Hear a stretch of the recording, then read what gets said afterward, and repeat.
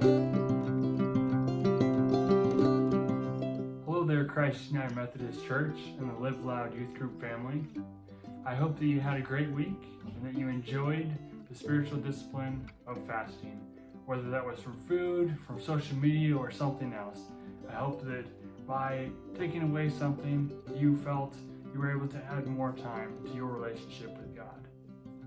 This week, we have a new spiritual discipline.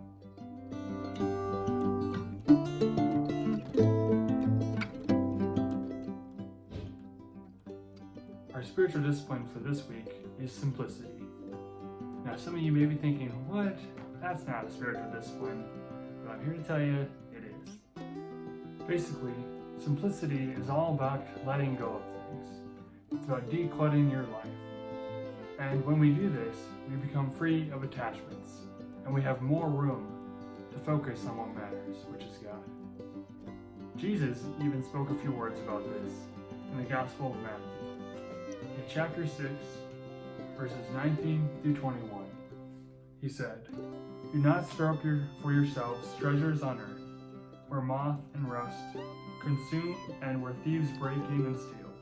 But store up for yourselves treasures in heaven, where neither moth nor rust consumes, and where thieves do not break in and steal. For where your treasure is, there your heart will be also." Now, the treasure that he's talking about is a treasure in heaven. But our first instinct sometimes is to think about treasures here on earth because we get caught up in all of our material possessions. It's kind of hard not to when you have tons of accessibility, especially with the internet these days.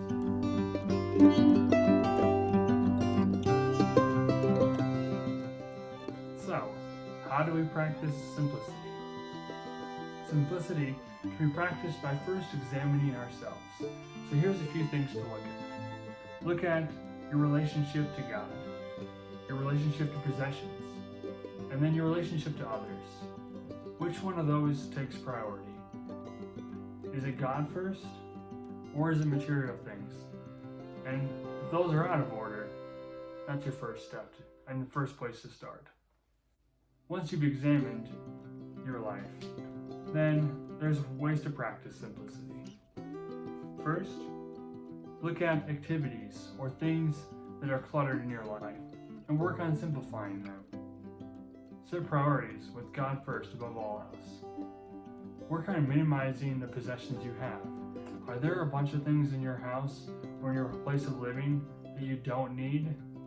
I'm guessing there probably are a few things that just clutter and complicate your life.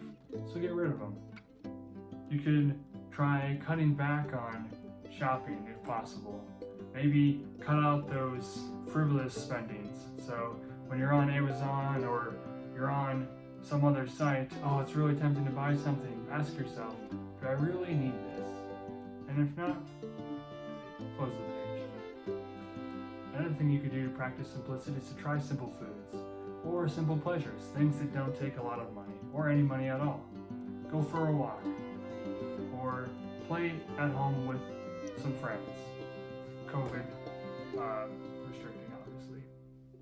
Or maybe you could just lay outside if it's really nice out. Enjoy the small pleasure of sunlight and the warmth.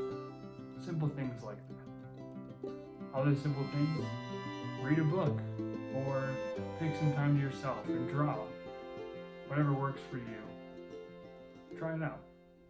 Lastly, work on taking out distractions, things that preoccupy your time.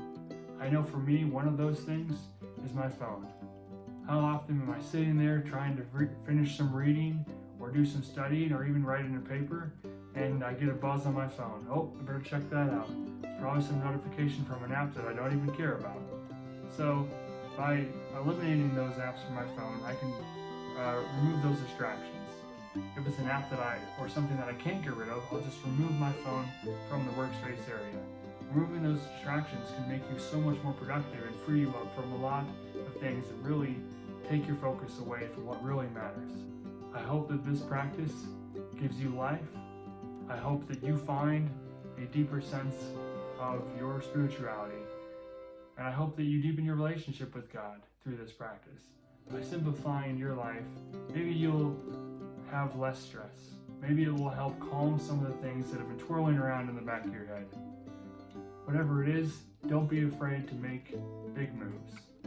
Sometimes it's hard to get started by throwing some of those things away, but once you get going, it becomes a lot easier, and when you're done, you'll feel so much better about it.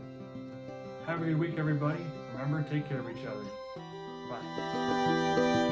Bye.